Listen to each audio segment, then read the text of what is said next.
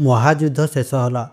ଜଗତକୁ ଆତଙ୍କିତ କରୁଥିବା ରାବଣ ସକୁଟୁମ୍ବେ ଧ୍ୱଂସ ହୋଇ ସାରିଥିଲା। ଅସଳାଧିପତି ରାମଙ୍କ ନେତୃତ୍ୱରେ ଚାରିଆଡ଼େ ଶାନ୍ତି ବିରାଜମାନ ଥିଲା। ରାମଙ୍କର ରାଜ୍ୟାଭିଷେକ ହେଲା। ରାଜା ରାମ ସମସ୍ତ ବାନର ଓ ରାକ୍ଷସ ମିତ୍ରମାନଙ୍କୁ ସମ୍ମାନର ସହ ବିଦାୟ ଦେଲେ। ଅଙ୍ଗଦଙ୍କୁ ବିଦାୟ ଦେବା ସମୟରେ ରାମ କାନ୍ଦି ପକାଇଲେ। ହନୁମାନଙ୍କୁ ବିଦାୟ ଦେବାର ଶକ୍ତି ତ ଶ୍ରୀରାମଙ୍କର ମଧ୍ୟ ନଥିଲା। ମାତା ସୀତା ମଧ୍ୟ ତାଙ୍କୁ ପୁତ୍ର ପରି ମାନୁଥିଲେ। ହନୁମାନ ଅଯୋଧ୍ୟାରେ ହିଁ ରହିଗଲେ। ରାମ ଦିନ ତମାମ ଦରବାରରେ ଶାସନ ବ୍ୟବସ୍ଥାରେ ବ୍ୟସ୍ତ ରହିଲେ। ସନ୍ଧ୍ୟାବେଳେ ଯେତେବେଳେ ଶାସକୀୟ କାର୍ଯ୍ୟର ମୁକ୍ତି ମିଳିଲା, ଗୁରୁ ଓ ମାତାମାନଙ୍କର କୁଶଳ ପଚାରିବାକୁ ନିଜ କକ୍ଷକୁ ଆସିଲେ। ହନୁମାନ ମଧ୍ୟ ତାଙ୍କ ପଛେ ପଛେ ଥିଲେ। ରାମଙ୍କ ନିଜ କକ୍ଷରେ ତାଙ୍କର ସମସ୍ତ ଭାଇ ନିଜ ନିଜ ପତ୍ନୀଙ୍କ ସହ ଉପସ୍ଥିତ ଥିଲେ। ବନବାସ, ଯୁଦ୍ଧ ଏବଂ ଅନେକ ରୀତିନୀତି ପରେ ଏହା ଥିଲା ପ୍ରଥମ ଅବସର ଯେତେବେଳେ ସମ୍ପୂର୍ଣ୍ଣ ପରିବାର ଏକାଠି ଉପସ୍ଥିତ ଥିଲେ।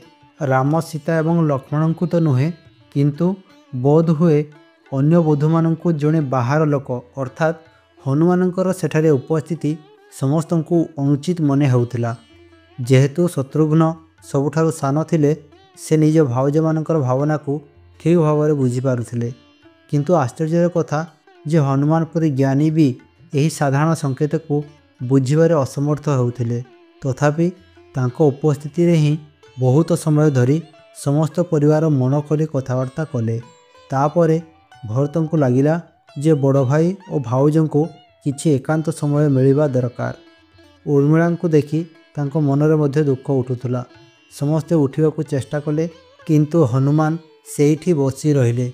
ତାଙ୍କୁ ଦେଖି ଅନ୍ୟ ସମସ୍ତେ ତାଙ୍କର ଉଠିବାକୁ ଅପେକ୍ଷା କରୁଥିଲେ, ଯାହାଫଳରେ ସମସ୍ତେ ଏକା ସାଙ୍ଗରେ ବାହାରି ଯିବେ। ରାମ ହସି ହସି ହନୁମାନଙ୍କୁ କହିଲେ, "କ'ଣ ବୀର, ତୁମେ ବି ଯାଅ, ଟିକେ ବିଶ୍ରାମ କର।" ହନୁମାନ କହିଲେ, "ପ୍ରଭୁ, ଆପଣ ସାମ୍ନାରେ ଅଛନ୍ତି। ଏହାଠାରୁ ଅଧିକ ବିଶ୍ରାମଦାୟକ ଆଉ କ'ଣ ହୋଇପାରେ? ମୁଁ ଆପଣଙ୍କୁ ଛାଡ଼ି ଯିବି ନାହିଁ।" ଏହା ଶୁଣି ଭରତ କହିଲେ, "ଆପଣ ବୋଧେ ବୁଝିପାରୁନାହାନ୍ତି। ବଡ଼ ଭାଇଙ୍କୁ କିଛି ଏକାନ୍ତ ସମୟ ଦରକାର।" ହନୁମାନ ପ୍ରଶ୍ନ କଲେ, "କିନ୍ତୁ ମାତା ସୀତା ତ ଏଠାରେ ଅଛନ୍ତି। ସେ ମଧ୍ୟ ତ ଯାଉନାହାନ୍ତି। ତେବେ ମୋତେ କାହିଁକି ଯିବାକୁ କହୁଛନ୍ତି?" ଭରତ ବୁଝାଇଲେ, "ଭାଉଜଙ୍କୁ ଭାଇଙ୍କ ସହ ଏକାନ୍ତରେ ରହିବାର ଅଧିକାର ଅଛି। କ'ଣ ତାଙ୍କ କପାଳରେ ସିନ୍ଦୂର ଦେଖୁନାହାନ୍ତି?" ହନୁମାନ ଆଶ୍ଚର୍ଯ୍ୟ ହୋଇ ଟିକିଏ ଦୁଃଖୀ ମନରେ ଉଠି ରାମ ଜାନକୀଙ୍କୁ ପ୍ରଣାମ କରି ବାହାରକୁ ଚାଲିଗଲେ। ପରଦିନ ସକାଳେ ରାଜା ରାମଙ୍କ ଦରବାର ବସିଲା। ସାଧାରଣ ରାଜକାର୍ଯ୍ୟ ଚାଲିଥିବା ବେଳେ ଅଯୋଧ୍ୟା ନଗରର ପ୍ରତିଷ୍ଠିତ ବ୍ୟବସାୟୀମାନେ ନ୍ୟାୟ ମାଗିବାକୁ ଦରବାରରେ ଉପସ୍ଥିତ ହେଲେ। ଜଣାପଡ଼ିଲା ଯେ ଗତ ରାତିରେ କେହି ଜଣେ ସମସ୍ତ ବ୍ୟବସାୟୀଙ୍କର ସିନ୍ଦୂର ଭଣ୍ଡାର ଲୁଟି ନେଇଛି। ଠିକ୍ ସେତିକିବେଳେ ହନୁମାନ ଦରବାରରେ ପ୍ରବେଶ କଲେ। ତାଙ୍କର ସମ୍ପୂର୍ଣ୍ଣ ଶରୀର ସିନ୍ଦୂରରେ ମଣ୍ଡିତ ଥିଲା। ପ୍ରତି ପାଦ ପକାଇବାରେ ତାଙ୍କ ଶରୀରରୁ ସିନ୍ଦୂର ମାଟିରେ ଝରି ପଡ଼ୁଥିଲା। ରାମଙ୍କ ନିକଟକୁ ଆସି ସେ ପ୍ରଣାମ କଲେ। ଏପର୍ଯ୍ୟନ୍ତ ସ୍ତବ୍ଧ ହୋଇ ଦେଖୁଥିବା ସଭା ହଠାତ୍ ଜୋରରେ ହସିବାକୁ ଲାଗିଲା। ହନୁମାନ ଖୁସି ମନରେ କହିଲେ, "ପ୍ରଭୁ, କାଲି ମୁଁ ଜାଣିଲି ଯେ ଗୋଟିଏ ଚୁଟକି ସିନ୍ଦୂର ଲଗାଇଲେ ଆପଣଙ୍କ ପାଖରେ ରହିବାର ଅଧିକାର ମିଳେ। ତେଣୁ ମୁଁ ସାରା ଅଯୋଧ୍ୟାର ସିନ୍ଦୂର ନେଇ ନିଜ ଦେହରେ ଲଗାଇଦେଲି।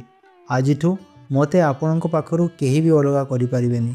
ହନୁମାନଙ୍କର ଏହି ନିଷ୍କପଟ ଭକ୍ତି ଦେଖି ସମଗ୍ର ଦରବାର ଭାବବିହ୍ୱଳ ହୋଇଗଲା। ରାମଙ୍କ ଆଖିରେ ଆନନ୍ଦାଶ୍ରୁ ଭରିଗଲା। ସେ ପ୍ରେମରେ ହନୁମାନଙ୍କୁ ଆଲିଙ୍ଗନ କଲେ। ବ୍ୟବସାୟୀମାନେ ମଧ୍ୟ ହନୁମାନଙ୍କର ଏହି ଅଦ୍ଭୁତ ଭକ୍ତି ଦେଖି ନିଜର ଅଭିଯୋଗ ଭୁଲିଗଲେ।